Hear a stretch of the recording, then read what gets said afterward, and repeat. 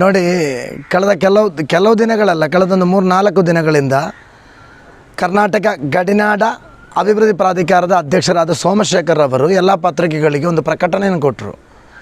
ಅವರು ಹೇಳಿದೊಂದು ಆರೋಪ ಅಂತ ಹೇಳಿದರೆ, ಕಾಸರಗೋಡು ಜಿಲ್ಲೆಯ ಕಾಸರಗೋಡು, ಮಂಜೇಶ್ವರ, ಕಾಂಜಂಗಾಡಿ ವಿಧಾನಸಭಾ ಕ್ಷೇತ್ರಗಳ ಕೆಲವು ಕನ್ನಡ ಸ್ಥಳನಾಮಗಳನ್ನು ಮಲಯಾಳೀಕರಣಗೊಳಿಸ್ತಾ ಇದ್ದಾರೆ ಎಂಬ ಒಂದು ಆರೋಪವನ್ನು ಹೇಳಿ ಅವರೊಂದು ಪತ್ರಿಕಾ ಪ್ರಕಟಣೆ ಕೊಟ್ಟಿದ್ದಾರೆ. ನಾನು ತಿಳಿದ ಕೂಡಲೇ ತಿರುವನಂತಪುರದಲ್ಲಿದ್ದೆ, ಮುಖ್ಯಮಂತ್ರಿಗಳನ್ನು ಭೇಟಿ ಮಾಡಿದೆ. ಅದೇ ರೀತಿಯಲ್ಲಿ ಜಿಲ್ಲಾ ಕಲೆಕ್ಟ್ರು, ಕಾಸರಗೋಡು ಜಿಲ್ಲಾಧಿಕಾರಿಯನ್ನು ಭೇಟಿ ಮಾಡಿದೆ. ನಾನು ಅವರೆಲ್ಲ ಕೇಳಿದ್ದೇನೆ ಅಂತ ಹೇಳಿದರೆ, ಏನಾದರೂ ಈ ರೀತಿ ಒಂದು ಸುತ್ತೋಲೆ ಬಂದಿದೆಯಾ, ನಮ್ಮೂರಲ್ಲಿ ಈ ಥರ ಏನಾದರೂ ಒಂದು ಸ್ಥಳನಾಮದ ಬದಲಾವಣೆ ಆಗ್ತಾ ಇದೆ ಅಂತ ಕೇಳಿದಾಗ ಅವರೆಲ್ಲರೂ ಹೇಳಿದ್ದು ಅಂಥ ಒಂದು ವಿಚಾರನೇ ಇಲ್ಲ ಅಂತ ಹೇಳಿದರು. ಸೋಮಶೇಖರ್ ಅವರು ಯಾಕೆ ಇಲ್ಲ ಸಲ್ಲದ ಈ ಒಂದು ಆರೋಪವನ್ನು ಇಟ್ಟಿದ್ದಾರೆ ಅಂತ ನನಗೆ ಗೊತ್ತಿಲ್ಲ. ಇನ್ನೊಂದು ಮಾತನ್ನು ಹೇಳ್ತಾ ಇದ್ದೀನಿ, ನಾನು ಕೇರಳ ವಿಧಾನಸಭೆಯ ಮಂಜೇಶ್ವರದ ಓರ್ವ ಶಾಸಕ, ಅಪ್ಪಟ ಕನ್ನಡಿಗ. ಇಲ್ಲೀಗ ಕರ್ನಾಟಕದಲ್ಲಿ ಕುಮಾರಸ್ವಾಮಿಯವರು ಟ್ವೀಟ್ ಮಾಡಿದ್ದಾರೆ, ಕೇಂದ್ರ ಸಚಿವರಾದ ಪ್ರಹ್ಲಾದ್ ಜೋಶಿ ಅವರು ಟ್ವೀಟ್ ಮಾಡಿದ್ದಾರೆ, ನಳಿನ್ ಕುಮಾರ್ ಕಟೀಲ್ರವರು ಹೇಳಿದ್ದಾರೆ. ಅದೇ ರೀತಿಯಲ್ಲಿ ಬಹಳ ಅಚ್ಚರಿ ಅಂತ ಹೇಳಿದರೆ, ಕೇರಳ ರಾಜ್ಯ BJP ಅಧ್ಯಕ್ಷ, ನನಗೆದುರಾಗಿ ಚುನಾವಣೆಯಲ್ಲಿ ನಿಂತು ಸೋತಂಥ ಸುರೇಂದ್ರನ್ರವರು ಕೂಡ ಈ ಆರೋಪವನ್ನೇ ಎಬ್ಬಿಯಲ್ಲಿ ಹಾಕಿದ್ದಾರೆ.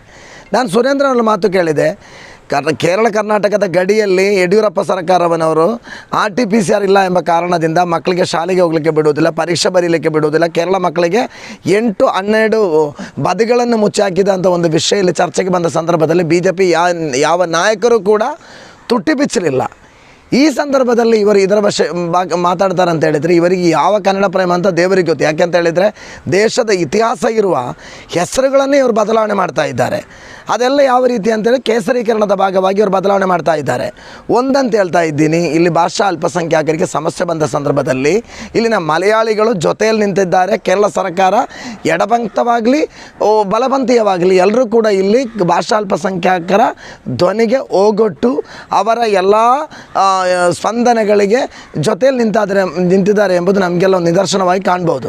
ಈ ವಿಷಯದಲ್ಲಿ ಮಂಜೇಶ್ ಶಾಸಕ ಎಂಬ ನೆಲೆಯಲ್ಲಿ, ಕನ್ನಡಿಗ ಎಂಬ ನೆಲೆಯಲ್ಲಿ ಒಂದು ಮಾತನ್ನಂತ ಹೇಳ್ತಾ ಇದ್ದೀನಿ, ಇದರ ಹಿಂದೆ ಯಾವುದೋ ಒಂದು ಷಡ್ಯಂತ್ರ ಇದೆ. ಅತಿ ಹೆಚ್ಚು ಟ್ವೀಟ್ ಮಾಡೋದು ಈ ಬಗ್ಗೆ ಇಲ್ಲ, ಒಂದು ಪ್ರೇಮವನ್ನು ತೋರಿಸೋದು BJP RSSನವರು. ಇಲ್ಲಿ ಅಂತ ಯಾವುದೇ ಒಂದು ಮಲಯಾಳೀಕರಣ ನಡೆಯಲಿಲ್ಲ. ಮಲಯಾಳಿಗಳು ಮಂಜೇಶ್ವರ ಗೋವಿಂದ ಪೈ ಅಂತ ಹೇಳುವಾಗ ಮಂಜೇಶ್ವರ ಗೋವಿಂದ ಪೈ ಅಂತ ಅವರ ಭಾಷೆಯಲ್ಲಿ ಹೇಳ್ತಾ ಇದ್ದಾರೆ. ಕನ್ನಡಿಗರು ಮಂಜೇಶ್ವರ ಗೋವಿಂದ ಪೈ ಅಂತ ಹೇಳ್ತಾ ಇದ್ದಾರೆ. ಇಲ್ಲಿ ಯಾವುದೇ ಒಂದು ಸ್ಥಳನಾಮದ ಮಲಯಾಳೀಕರಣ ಇಲ್ಲ. ಆ ಥರ ಏನಾದರೂ ಸಮಸ್ಯೆ ಬಂದರೆ ಕಾಸರಗೋಡು ಜಿಲ್ಲೆಯ ಕನ್ನಡಿಗರ ಜೊತೆಯಲ್ಲಿ ಮುಂದೆ ನಿಂತು ಅದಕ್ಕೆದುರಾಗಿ ಹೋರಾಡಲಿಕ್ಕೆ ಶಾಸಕನೆಂಬ ನೆಲೆಯಲ್ಲಿ ನಾನು ಮುಂದೆ ನಿಲ್ತೇನೆ. ಯಡಿಯೂರಪ್ಪನವರು ಈಗಾಗಲೇ ಪಿನರಾಯಿ ವಿಜಯನ್ ಅವರಿಗೆ ಕಾಗದ ಬರೆದು ಕಾಸರಗೋಡು ಜಿಲ್ಲೆಯ ಕೆಲವೊಂದು ಸ್ಥಳನಾಮಗಳನ್ನು ಬದಲಾಯಿಸ್ತಾ ಇರುವ ಬಗ್ಗೆ ಗಮನ ಹರಿಸಿದ್ದಾರೆ. ವಾಸ್ತವವಾಗಿ ಅಂಥ ಪ್ರಕರಣ ಇಲ್ಲಿ ನಡೆದಿಲ್ಲ.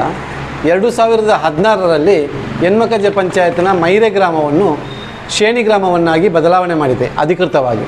ಅದು ಗಜೆಟ್ ನೋಟಿಫಿಕೇಷನ್ ಮಾಡಿ ಮೈರೆ ಗ್ರಾಮ ಕಚೇರಿಯನ್ನು ಶೇಣಿ ಗ್ರಾಮ ಕಚೇರಿಯನ್ನಾಗಿ ಮಾಡಿ ಬದಲಾವಣೆ ಮಾಡಿದ್ದಾರೆ.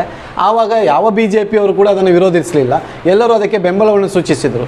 ಅದಕ್ಕೆ ಮೈರೆ ಎಂಬ ಪದ ಮಲಯಾಳಂ ಭಾಷೆಯಲ್ಲಿ ಅಶ್ಲೀಲತೆಯನ್ನು ತೋರಿಸುವ ಕಾರಣ ಆ ಪದವನ್ನು ಬದಲಾಯಿಸಿದರು. ಆಗ ಇಲ್ಲಿದ್ದ BJPಯವರು ಯಾರು ಕೂಡ ಒಂದು ಅಕ್ಷರ ಮಾತಾಡಲಿಲ್ಲ. ಇವಾಗ ಎಲ್ಲಿಯೂ ಕೂಡ ಹೆಸರು ಬದಲಾವಣೆ ಅಧಿಕೃತವಾಗಿ ಆಗಲಿಲ್ಲ. ಆದರೆ ಕೆಲವೊಂದು ಸಮಸ್ಯೆಗಳಿವೆ. ಈ ಗವರ್ನೆನ್ಸ್ ವ್ಯವಸ್ಥೆ ಕೇರಳದಲ್ಲಿ ಜಾರಿಗೆ ಬಂದ ಬಳಿಕ ಕಾಸರಗೋಡು ಜಿಲ್ಲೆಯಲ್ಲಿ ಡಿಸ್ಟ್ರಿಕ್ಟ್ ವ್ಯವಸ್ಥೆ ಜಾರಿಗೆ ಬಂತು. ಆವಾಗ ಇಲ್ಲಿನ ಎಲ್ಲ ಕಡತಗಳು ಕಂಪ್ಯೂಟರೀಕರಣ ಆಗುವಂಥ ಸಂದರ್ಭದಲ್ಲಿ ಇಲ್ಲಿರುವಂಥ ಕಂದಾಯ ಇಲಾಖೆ ಕೆಲವೊಂದು ಹೆಸರುಗಳು, ಅದು ಮಂಜೇಶ್ವರ ಆಗಿರ್ಬೋದು ಅಥವಾ ಓರ್ಕಾಡಿ ಆಗಿರ್ಬೋದು ಅಥವಾ ಕೊಡ್ಲಮೊಗರ ಆಗಿರ್ಬೋದು, ಕೆಲವೊಂದು ಹೆಸರುಗಳ ಉಚ್ಚಾರದಲ್ಲಿ ಅವರು ಅದನ್ನು ಟ್ರಾನ್ಸ್ಲೇಷನ್ ಮಾಡುವಂಥ ಸಂದರ್ಭದಲ್ಲಿ ಸಮಸ್ಯೆ ಉಂಟಾಗಿದೆ. ಯಾಕೆಂತ ಹೇಳಿದರೆ, ಈ ಸಾಫ್ಟ್ವೇರನ್ನು ಅಪ್ಲೋಡ್ ಮಾಡುವಾಗ ಮಲಯಾಳಂ ಭಾಷೆಯಿಂದ ಅಂದರೆ ಇಂಗ್ಲೀಷ್ ಪದವನ್ನು ಬಳಸಿ ಮಲಯಾಳಂ ಭಾಷೆಗೆ ಭಾಷಾಂತರ ಮಾಡುವಂಥ ಸಂದರ್ಭದಲ್ಲಿ, ಟ್ರಾನ್ಸ್ಲೇಟ್ ಮಾಡುವಂಥ ಸಂದರ್ಭದಲ್ಲಿ ಪದದಲ್ಲಿ ಕೆಲವೊಂದು ವ್ಯಾಕರಣ ದೋಷಗಳು ಬಂದಿದೆ. ಆ ವ್ಯಾಕರಣ ದೋಷಗಳು ಇವತ್ತು ಕೂಡ ರಾಜ್ಯದ ಕಂದಾಯ ಕಡತಗಳಲ್ಲಿ ಇದೆ. ಅದು ಬಿಟ್ಟರೆ ಸರ್ಕಾರ ಗಜೆಟ್ ನೋಟಿಫಿಕೇಷನ್ ಮಾಡಿ ಸುತ್ತೋಲೆಯನ್ನು ಹೊರಡಿಸಿ ಯಾವುದೇ ರೀತಿಯ ಒಂದು ಸ್ಥಳದ ಹೆಸರನ್ನು ಬದಲಾವಣೆ ಮಾಡಲಿಲ್ಲ. ಆದ ಕಾರಣ ಯಡಿಯೂರಪ್ಪರವರಿಗೆ ಅದು ಮಾಹಿತಿಯ ಕೊರತೆಯಿಂದಾಗಿ ಈ ಒಂದು ಪತ್ರವನ್ನು ಬರೆದಿದ್ದಾರೆ ಅಂತ ನಮ್ಮ ಅನಿಸಿಕೆ. ವಾಸ್ತವವಾಗಿ ಇಲ್ಲಿ ಯಾವುದೇ ಅಂಥ ಸಮಸ್ಯೆಗಳು ಇಲ್ಲ. ಜಿಲ್ಲಾಧಿಕಾರಿ ಹತ್ರ ನಾವು ವಿಚಾರಿಸಿದ್ದೇವೆ, ಅದಕ್ಕೆ ಸಂಬಂಧಪಟ್ಟ ಅಧಿಕೃತರಲ್ಲಿ ವಿಚಾರಿಸಿದ್ದೇವೆ. ಎಲ್ಲಿಯೂ ಕೂಡ ಈ ಬಗ್ಗೆ ಒಂದು ಅಕ್ಷರ ಕೂಡ ಎಲ್ಲಿಯೂ ಸರ್ಕಾರ ಅಧಿಕೃತವಾಗಿ ಸ್ಥಳನಾಮವನ್ನು ಬದಲಾವಣೆ ಮಾಡಲಿಲ್ಲ. ಆದರೆ ಕಂದಾಯ ಇಲಾಖೆಯ ಸಾಫ್ಟ್ವೇರ್ ಲೋಪದೋಷಗಳಿಂದಾಗಿ ಕೆಲವೊಂದು ಸ್ಥಳನಾಮಗಳು ಅಪ್ಲೋಡ್ ಮಾಡುವಂಥ ಸಂದರ್ಭದಲ್ಲಿ ಮಲಯಾಳಂ ಭಾಷೆಗೆ ಭಾಷಾಂತರ ಮಾಡುವಂಥ ಸಂದರ್ಭದಲ್ಲಿ ಒಂದು ಸ್ಥಳನಾಮವನ್ನು ಮಲಯಾಳಂ ಭಾಷೆಗೆ ಭಾಷಾಂತರ ಮಾಡುವಂಥ ಸಂದರ್ಭದಲ್ಲಿ ಅದು ಕಾಸರಗೋಡು ಜಿಲ್ಲೆಯಲ್ಲಿ ಈ ಒಂದು ಸಮಸ್ಯೆ ಬರುವುದು ಯಾಕಂತ ಹೇಳಿದರೆ ಕಾಸರಗೋಡು ಜಿಲ್ಲೆ ಭಾಷಾ ಅಲ್ಪಸಂಖ್ಯಾತ ಪ್ರದೇಶ. ಈ ಭಾಷಾ ಅಲ್ಪಸಂಖ್ಯಾತ ಪ್ರದೇಶದಲ್ಲಿ ಮಲಯಾಳ ಮತ್ತು ಕನ್ನಡ ಎರಡನ್ನೂ ಕೂಡ ಸರ್ಕಾರದ ಭೂ ದಾಖಲೆಗಳಲ್ಲಿ ಸರ್ಕಾರದ ಇನ್ನಿತರ ಕಡತಗಳಲ್ಲಿ ನಮೂದಿಸಬೇಕಾಗ್ತದೆ. ಆ ಸಂದರ್ಭದಲ್ಲಿ ಮಲಯಾಳಂ ಟ್ರಾನ್ಸ್ಲೇಷನ್ ಮಾಡುವಂಥ ಸಂದರ್ಭದಲ್ಲಿ ಕೆಲವೊಂದು ಪದ ಪ್ರಯೋಗಗಳು ಬಂದಿದೆ. ಅದು ಅಧಿಕೃತ ಅಲ್ಲ, ಅಧಿಕೃತವಾಗಿ ಬಂದದ್ದಲ್ಲ, ಲೋಪದೋಷ, ಕಂಪ್ಯೂಟರ್ನ ಸಾಫ್ಟ್ವೇರ್ ಲೋಪದೋಷದಿಂದ ಬಂದದ್ದು. ಅದನ್ನು ನಾವು ಸರ್ಕಾರದ ಗಮನಕ್ಕೆ ನಿರಂತರವಾಗಿ ತಂದಿದ್ದೇವೆ. ಈ ಮೊದಲು ಇದ್ದಂತಹ ಕಂದಾಯ ಸಚಿವರು ನಮ್ಮ ಜಿಲ್ಲೆಯವರಾಗಿದ್ದರು, ಇ ಚಂದ್ರಶೇಖರನ್, ಅವರಿಗೂ ನಾವು ಆವತ್ತು ಮನವಿ ಕೊಟ್ಟಿದ್ದೆವು. ಆಗಲೂ ಕೂಡ ಬದಲಾವಣೆ ಮಾಡ್ತಾರೆ ಎಂದು ಅವರು ಒಪ್ಪಿಗೆ ಕೊಟ್ಟಿದ್ದರು, ಆದರೆ ಬದಲಾವಣೆ ಆಗಲಿಲ್ಲ. ನಮ್ಮ ಬೇಡಿಕೆ ಇಷ್ಟೇ, ಯಾವುದೇ ಅಧಿಕೃತವಾಗಿ ಸ್ಥಳನಾಮ ಬದಲಾವಣೆ ಆಗಲಿಲ್ಲ. ಇನ್ನೊಂದು ವಿಷಯ ಅಂತ ಹೇಳಿದರೆ ನಮ್ಮ ಊರಿನಲ್ಲಿ ಕೆಲವೊಂದು ಹೆಸರುಗಳು ಜನಜನಿತವಾಗಿ ಬದಲಾಗಿದೆ. ಆ ಜನಜನಿತವಾಗಿ ಬದಲಾದಂತಹ ಪ್ರದೇಶಗಳು ನೆಲ್ಲಿಕುಂಜೆ ಇರ್ಬೋದು, ಅದು ನೆಲ್ಲಿಕುನ್ನಾಗಿದೆ. ಪಿಲಿಕುಂಜೆ ಇರ್ಬೋದು, ಪಿಲಿಕುನ್ನಾಗಿದೆ. ಅದು ಸಮಸ್ಯೆ ಅಂತ ಹೇಳಿದರೆ ಜನಜನಿತವಾಗಿ ಜನಸಾಂದ್ರತೆ ಜಾಸ್ತಿ ಇರುವಾಗ ಆದಂಥ ಸಮಸ್ಯೆ. ಇಲ್ಲಿ ನಮ್ಮಲ್ಲಿ ದೈಗೋಳಿ ಅಂತ ಒಂದು ಹೆಸರಿದೆ, ಅಲ್ಲಿ ಹವ್ಯಕರು ಬಂದು ಸೇರುವಾಗ ಸಸಿಗೋಳಿ ಮಾಡ್ತಾರೆ. ಅದು ಯಾವುದೇ ಒಂದು ಉದ್ದೇಶದಿಂದ ಮಾಡಿದಲ್ಲ. ಪೂಪಾಡಿ ಕಲ್ಲು ಅಂತ ನಿಮ್ಮ ಮುಡಿಪತ್ರ ಇದೆ, ಅದನ್ನು ಜನ ಬಳಕೆಗೋಸ್ಕರ ಹೂ ಹಾಕುವ ಕಲ್ಲು ಅಂತ ಮಾಡಿದರು. ಈಗೆಂತ ಮಾಡಿದ್ದಾರೆ, ಹೆಚ್ಚಿಗಲ್ಲು ಅಂತ ಮಾಡಿದ್ದಾರೆ. ಅದು ಅಧಿಕೃತವಾಗಿ ಮಾಡಿದಲ್ಲ, ಜನಜನಿತವಾಗಿ ಮಾಡಿದಂಥ ಕೆಲವೊಂದು ಬದಲಾವಣೆಗಳು. ಮಂಜಲ್ಪಾದೆ ಹೋಗಿ ಅಲ್ಲಿ ಮಲಯಾಳಿಗಳು ಜಾಸ್ತಿ ಬಂದಾಗ ಮഞ്ഞപ്പാರೆ ಅಂತ ಕರೆದು ಮഞ്ഞപ്പാರೆ ಆಗ್ತದೆ.